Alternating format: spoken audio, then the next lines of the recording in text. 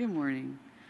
I really want to thank Ayana and Ruben and Scott and Em and Leah and everyone who's put this together, and shout out to the donuts and the amazing speakers yesterday. This is, for me, this is new research, so I could talk for the next 20 minutes. Let me put my timer on. Oh my God. Next 20 minutes about how bad it is, or how many caveats should be there, but I'm going to trust that y'all can call me on that later. And I'm just going to try to dive in. So when you think about, let me just go. Okay. Ecco ci qua. I was in the Vatican in June 2024 and got lost because I was one of those people that thought like you could just skip to the end, Sistine Chapel, and skip the 3 billion marble statues along the way. But I just got lost. So I found myself in the Ethnographic Museum, if you've been there, like down from the cafeteria. And me and my daughter were completely alone for the first time since we'd entered the building.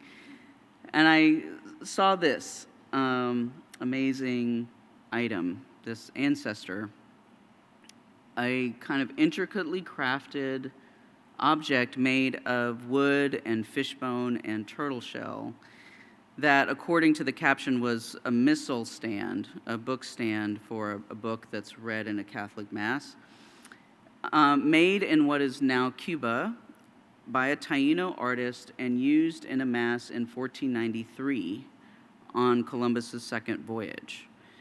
So immediately all my hazy notions of this invasion and encounter just cleared up, or started to clear up. This defining moment in world history it found coherence in this object that had been very painstakingly crafted by a Taino person. And I'd never seen anything from this moment in time that spoke so clearly to me in an indigenous voice. A lot of what I've seen is Europeans speaking about us, but this time it felt like we were speaking for ourselves. So I don't really have a sophisticated analysis of this piece of art. Monica can help me, and others. So I'm not 100% sure where to begin. And of course, my notes go away on my laptop. But I'm going to use this as a way to speak about the post-apocalypse.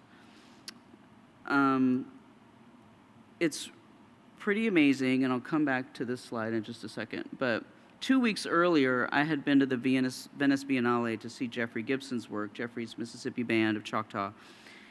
And he talked about why a Native person would want to come to Italy, which is, the home of Columbus, obviously, and as we're sometimes told, the origin of our apocalypse. So he actually spoke of Italy as a place where we could collaborate with other Native people, where no one has to up their game in front of a curator or a funder. We can actually go there to rest and take a break from educating other people who will never get it. And in light of this insight, the Taino artist in 1493 maybe was making a book stand for people to educate people who didn't get it. But then on the other hand, what if the Catholics got it wrong? What if it's not a book stand at all? That's just what the caption said. And maybe they used it that way, but it's reasonable that they completely misinterpreted it, as they do so many other things. And now it might be mislabeled in a museum thousands and thousands of miles away from its home. That by itself is a little bit tragic to think about. But it also helps me think about this idea of the apocalypse that we have been kind of faced with. And so here I'm thinking about Kyle White's work, an eco-philosopher who's Potawatomi. And what do we say as Black and Indigenous people to one another when we're not having to educate people who will never get it? And to me, I think we need historians answering these questions, because once this current emergency is over, this dumpster fire of a nation that we live in right now, our descendants will need to rebuild. And they'll have to have some historical analysis to do that work of rebuilding. So Carl White describes our world as already post-apocalyptic, like we're already living in this if you were targeted by that encounter from 1492 and beyond. And maybe Ashley can help me here, like apocalypse as a Greek word. I'm sure you can help illuminate that for me, but it's not just a destruction, as I understand it. It's also a revelation. It's also a revealing. And so what has been revealed in the last 500 plus years is an unfolding process that allows us to now see things that are kind of easy to ignore in this current emergency that we live in. So, namely, what I'm trying to think about is what are the qualities of the world that we inhabit right now when we see it through the lens of our ancestors, like the folks who created this ancestor, this relative, this item. So I had always thought of the Vatican as kind of the central nervous system of oppression and coercion. But once I used my imagination, I began to see it as a site of migration and survivance as well. So I began thinking about what is the relationship between migration and indigeneity, and how can Italy help me with that? And along the way, I'm going to suggest some ideas about practices of indigeneity and the qualities of indigenous communities that I feel like I'm seeing across places and times and among both people of African descent and people of North American indigenous descent. So anyway, where am I? I went to Italy in the first place to gain clarity on a project I'm working on in southeastern North Carolina, where I'm researching the distinctions and the commonalities between Black and indigenous foodways. That's my homelands, I'm from there, and I knew some questions would need answering, such as what was the impact of colonialism on an indigenous food system and on the people of African descent who then began to contribute to that food system when they arrived in what is now the U.S. South. What's interesting about this place is that Black and indigenous people in southeastern North Carolina have been living in the same community, mostly in place, for at least the last 300 years or so. So we have an intact food system, and looking at food sovereignty questions, for example, are often based on a premise of displacement and absence and of course erasure. We'll talk about erasure too. But what is revealed when we use the particular historical circumstances of these communities in this place to think about our post-apocalyptic universe? As we retain, reclaim, what are we doing with something so important as our food system to our survival? So we began talking to farmers and the researchers who worked with farmers, particularly about seed saving and agricultural policies. And these are two of my favorite folks, partners, collaborators of mine, Mr. Millard and Miss Connie Locklear, who are members of the Lumbee tribe. They have been kind of willing to host us on their land the last couple of months, although I've known them for many years. And so one interview with Mr. Millard, he was saying this. I'll try to share this. We depend on seed saving. There was nowhere to go to buy the seeds. They did it through trading. So right now, most of the food system, the seeds has been modified. You got F1, F2, and you got GMOs, which is crossing non-seed elements with seeds, in which our digestive system, everybody tell you, Europe, everybody is backing up on us, so we can't digest that seed. So the whole connection between seed saving is eat what our ancestors eat. And when me and you know that your body, the genes in your body was structured for certain lifestyle, certain foods. And you're more healthy if you eat that food that your ancestor genes are built off of. Because so that seed savers is one. What would we have to take to get our kids eating a healthy food? Yeah, and not let them be faced with diabetes, high blood pressure. There's still diversity in our diets once you look at it. Yeah. I'm trying to get if I was going to go tomorrow, me and my son goes to we go to one in South Carolina, the PD State Park. Oh God, we could go down and tear up persimmons this time of year, wild figs. There's a variety of mulberries down there. So there was things, the acorns and all these other different things that Native Americans still diversified their diets that we don't, and pawpaws. Right. So the government regulations forced us to put food in a styrofoam bag, which took the flavor from it. Right. Because we had to get something with good shelf life. Right. So that's the major part is our policies. Because there's enough diversity in the food system, we can bring the natural food system back. So let that sink in. Pawpaws, persimmons, wild figs. There's enough diversity in the food system that we can bring the natural food system back. Okay, so this is a vast topic. And I have a research partner, Hannah Goins. She's a Lumbee attorney. And we decided to explore that food system, at least at this stage, through the lens of 4 ingredients: corn, collard greens, sassafras, and pork. And we wanted to find out as much as we could about these things and how they came to our communities, because these are 4 ingredients that Black and Indigenous people in North Carolina all embrace and readily use. And we think of them as traditional, but how did they become traditional? And you know, this wouldn't feel so in flux, I think, if we were only interested in the documentary record left behind by Europeans and by their descendants, because that's a pretty clear story of settler colonialism and capitalism.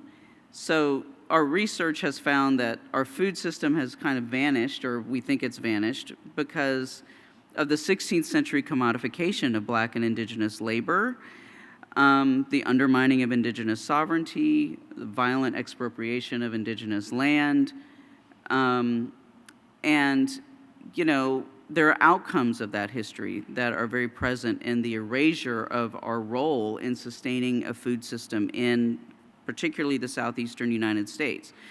The crucial act of saving heirloom varieties of seeds has been credited to Euro-Americans. They don't they don't acknowledge our role in that.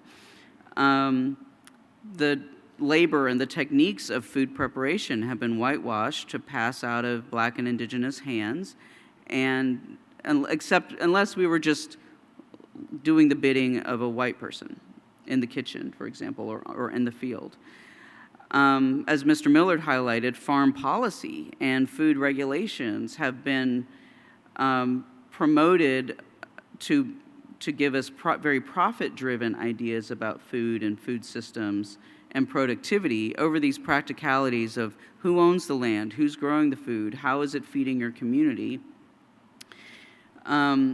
So this feels very depressing, you know, until you look at it, to me, from the vantage point of the post-apocalypse.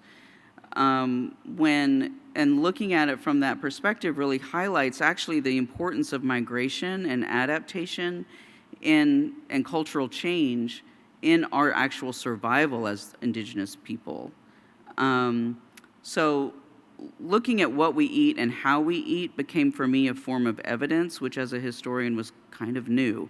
Not so new for me as a filmmaker, which I'll show here. Some footage that we shot just in November, so the audio is kind of messy, apologies for that, between an Afro-Indigenous chef, Hadassah Patterson, and Miss Connie, one of the farmers that we're collaborating with. And Miss Connie's talking about, well, kinship, one of our practices of indigeneity. Our Native Americans would plant those 3 together Sorry, talking about corn, beans, and squash. Planting those together. Our Native Americans would plant those 3 together to support one another. And that's why they call them the 3 sisters, because sisters stick together. They love one another and they stick together like glue. Well, the squash is the low bearing. It has the broad leaves. So I'm inspired by Ashley. If there's time later, we'll come back to it. But I want to keep going, just for another minute to get over to Italy, and what we were working on there. So Miss Connie and Mr. Millard are collaborating with other BIPOC seed savers to promote this particular variety, which is one of our ancestor collards that comes to us from the low country of South Carolina and what is called the Gullah Geechee corridor, between sort of very coastal North Carolina, not too far from our territory, down into South Carolina, Georgia, and Florida. So African Americans, of course, they widely embrace the collard green and cook it in a host of different ways. Lumbees, too, cook it in a host of different ways. This is my grandma, who I filmed in 1996 for a different project. What we do, as you can see on the left there, is we cut the collards in very, very thin ribbons, and then we fry them in like fatback or, olive oil in my case, but fatback most traditionally. And so rather than stewing them for a long time and creating pot liquor, we just crisp them up, and they still, because they're so thin, they're tender. If you pick them at the right time of year, they're amazing. Anyway, so this is kind of one example of how this particular green, which we associate so strongly with the African diaspora, has been so embraced by my community as for me to not even question whether or not this is traditional, right? So why do I do that? Why do we as Native people think so much of honor so much of an ingredient that really comes to us through the African diaspora? Even, of course, its origins are in the Mediterranean, but that's neither here nor there for the purposes of the post-apocalypse. Like, here we are, Echo Shikwa. So that kind of reflection enables me to see some things about Southern Foodways and how that discourse has taken control and ownership of ingredients, preparation techniques, heritage out of the hands of Black and Indigenous people. And this is particularly prominent right at this moment around a variety of corn that's been renamed Jimmy Red. And I think you'll pick up on the kind of erasure that's visible here. Jimmy Red is an ancient red heirloom dent corn once grown by Native Americans in the southern Appalachian Mountains and coastal lowlands of the Carolinas. A treasured staple among moonshiners, Jimmy Red was prized for its sweet, nutty, and earthy flavors and its high oil content. For many years, it was carefully grown in guarded plots and fields near James Island, South Carolina, but that secrecy nearly caused its extinction in the early 2000s, when the last moonshiner regularly growing Jimmy Red passed away. But renowned seed saver and farmer Ted Tuning fortuitously rescued 2 of the last known cobs of Jimmy Red and grew out a large crop, later reintroducing the variety to other heirloom corn growers.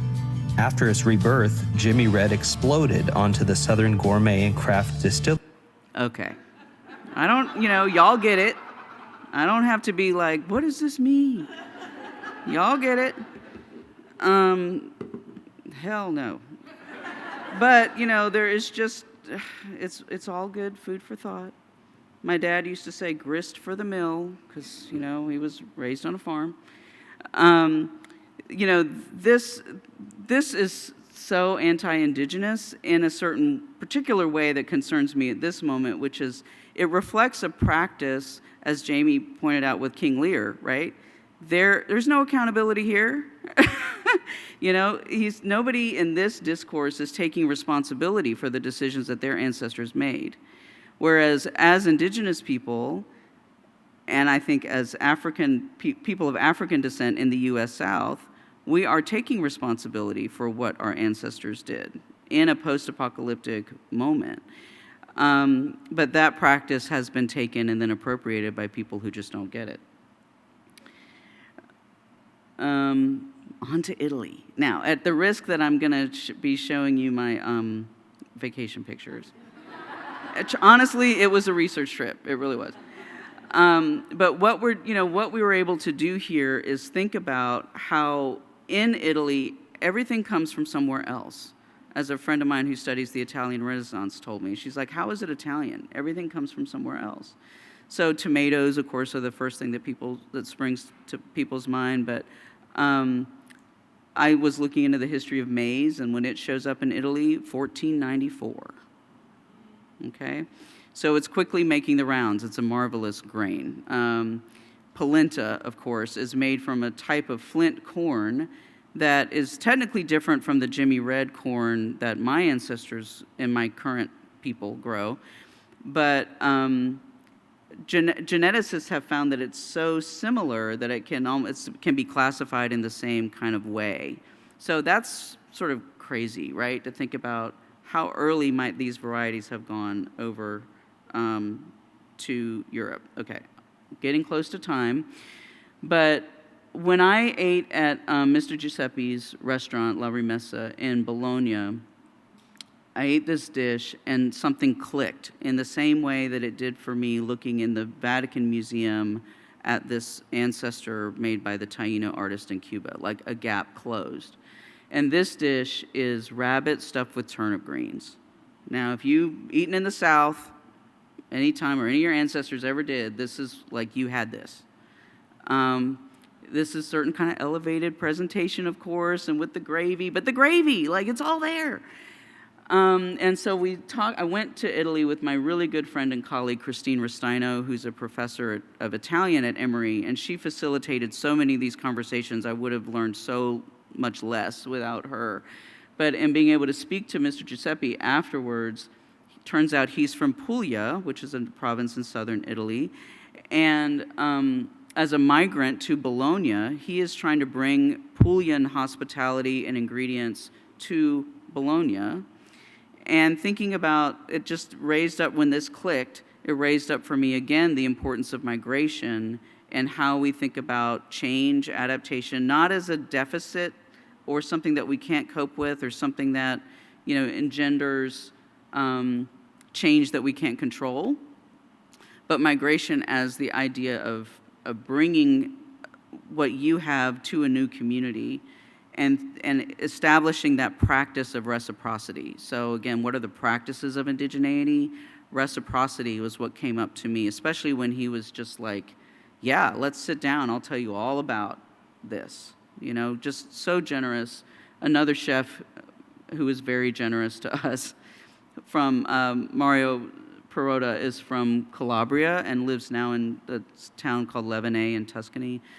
So just thinking more about migration, I have a whole thing that I'm learning about fascism and its role in the current nostalgia around Italian cuisine.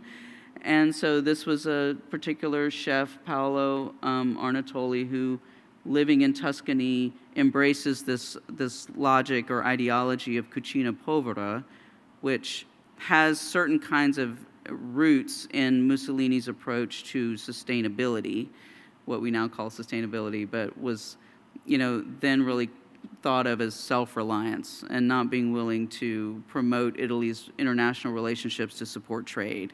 So this thousands of years of everything in Italy being from somewhere else, Mussolini was trying to shut that down. And in the immediate aftermath, which we're still living in, of course, of that time period, you see this idea of cucina povera develop as a way to kind of shield the violence, and in the South we would call it whitewash it. I'm not sure what you'd call it in Italy, but there's that. So, my last sort of thought for y'all, and I'm really curious to hear what your critiques and questions are, is that these are new questions for me. They're new questions that arose partly from my engagement with Italy, but my ongoing engagement with Native and Black food producers in the southeastern United States.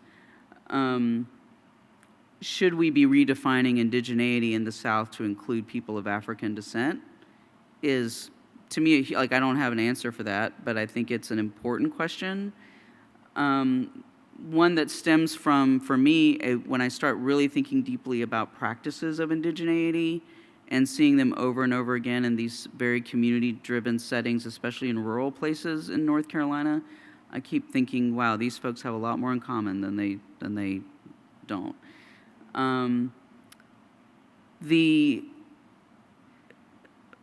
biggest thing that I think I reflect on in this moment is like what you saw between Chef Hadassah and Miss Connie, like that kinship, that hug, that feeling that they both were bringing to that moment. And what can I bring to my research that is really grounded in feeling, that's grounded in my body, noticing these moments that click for me, being in the Vatican Museum and feeling a click, being in Chef Giuseppe's restaurant and hearing a click, and then of course being able to enjoy what was in front of me, made me think about that post-apocalyptic society in a different way, that it's not a vanished foodway. It's not a decline in power, in our indigenous power and sovereignty. It's an intact cuisine that we're only a few decades away from. And so, one of our takeaways from research in Italy was it may be more appropriate to reimagine Southern foodways as an indigenous foodway, created by indigenous people of both African and North American descent, with these kind of really great, interesting, rich contributions from Europe, like biscuits. I mean, they're great. I love them, It only needs to be reclaimed by its authors. It's not lost, and it doesn't have to be resurrected in a perfectly religious, ideology by these outsiders who never get it. So anyway, thank you, and I'm really curious to hear what you think.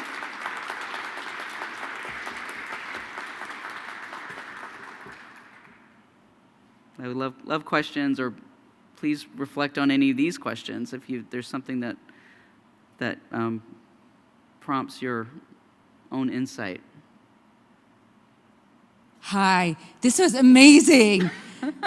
Really, really, truly, thank you so much. Sorry, it's all over the place, y'all. I love, we were talking, Carol and I.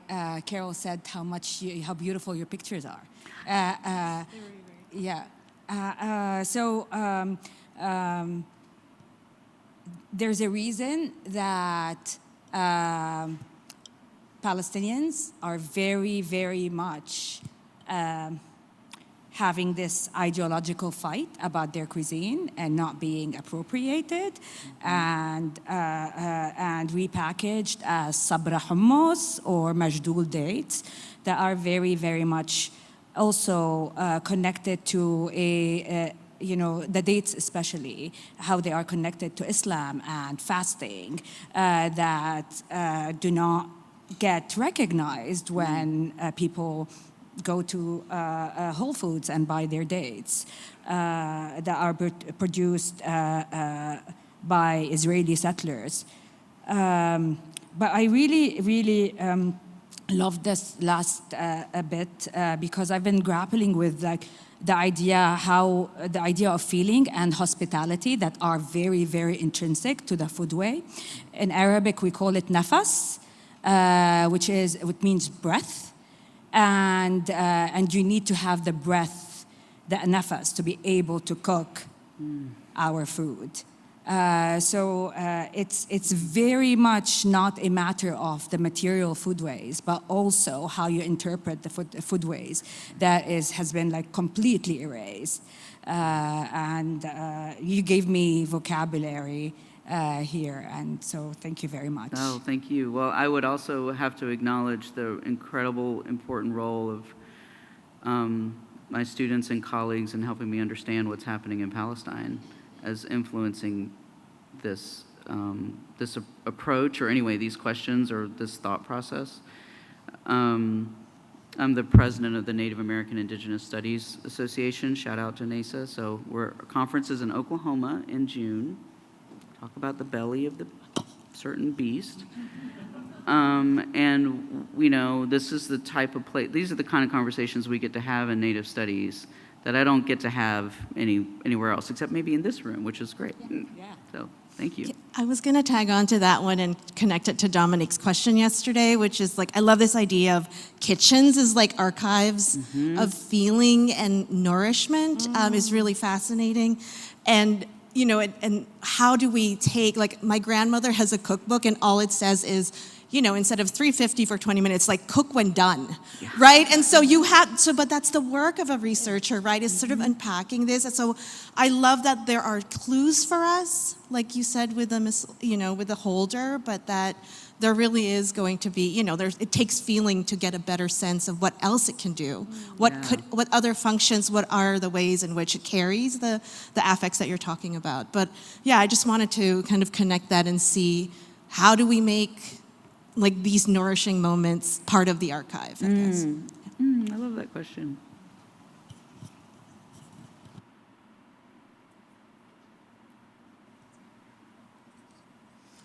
Thank you so much for this, because I think we all love food, and Italian food. And food in Italy. And But I really was struck by a couple things in this. When I think about, you know, issues in indigenous studies like food sovereignty, it is one of the easiest and most accessible to translate to my community, with people who feel like, well, I'm not academic, I don't know what's going on in your field.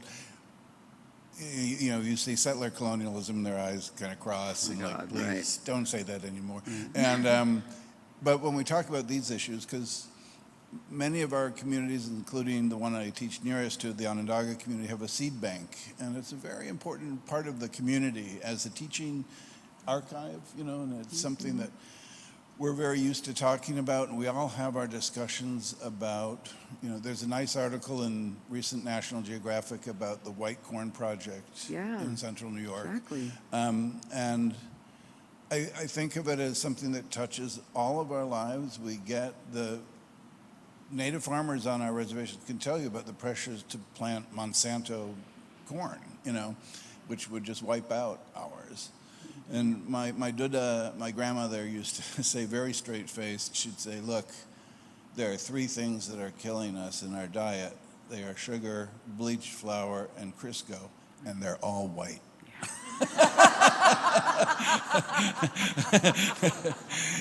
Thank you, Grandma. But I would love to invite you to come to our would love region to come. and Thank talk you. to some of our folks about this. Because what we have in common in Southeast North Carolina is what y'all do, which is you've been in the same place doing this for a long time. Yeah, exactly. You know, which is quite different than some of the conversations in the Midwest, for example, around food sovereignty that folks like Sean Sherman have been so vocal around. It's like that's also a story of migration, but it particularly, like those folks have not been able to cook their food until pretty recently, where we've kind of been always cooking our food. Yeah. And of course it's changed, but yeah, thank you. Mhm.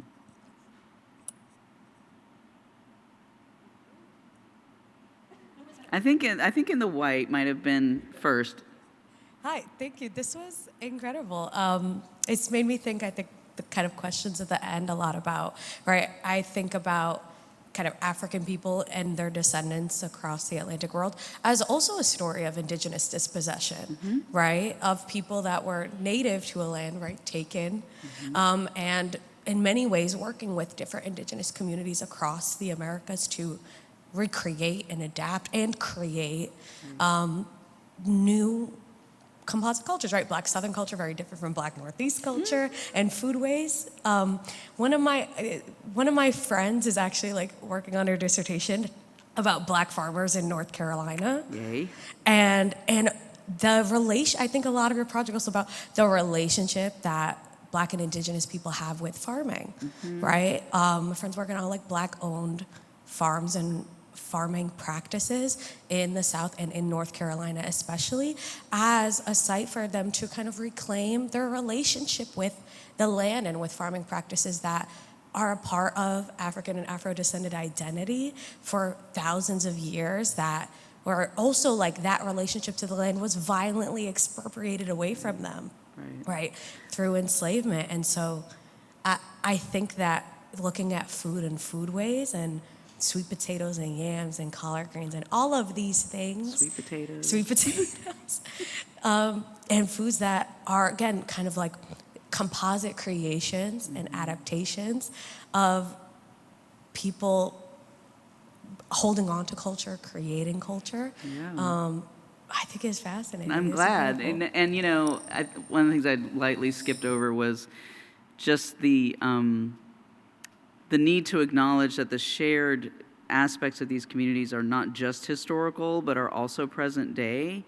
And so the breakthrough question for me in the research really was like, why do we talk about these communities separately?